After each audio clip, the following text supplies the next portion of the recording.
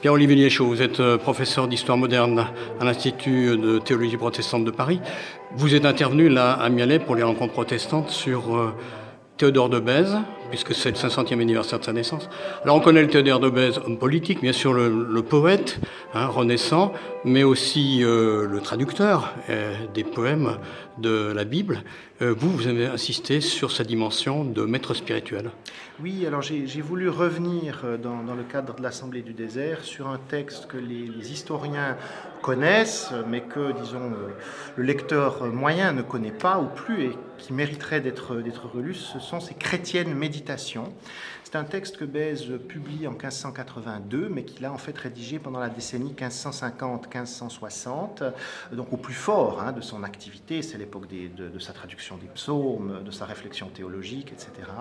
Et c'est un texte qui est passionnant, parce que Bèze, au fond, il propose une vision protestante de ce que pourrait être la pénitence.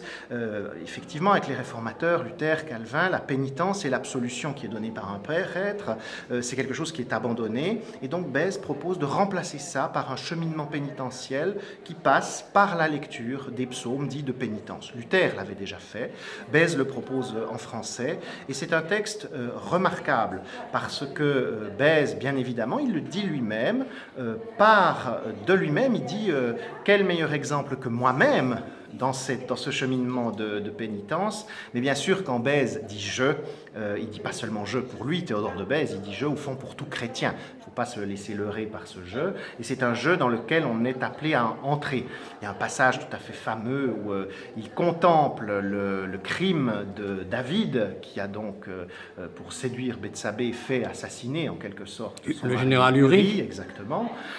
Et il dit « je te contemple, David, faisant ça ». Et tout à coup, le « je » devient le « je » de David lui-même. Je contemple ce lit dans lequel j'ai embrassé le péché et la mort. Et je vois, je contemple se répète comme ça de manière insistante et donc invite le lecteur à entrer dans ce cheminement de pénitence, à s'approprier au fond ce texte. Et c'est ça qui est magnifique, c'est que ce Théodore de Bèze, dont on dit souvent qu'il est le père de l'orthodoxie, voilà, d'une vision très, très stricte de la réforme, austère, n'hésite pas à aller au-delà du texte biblique, à se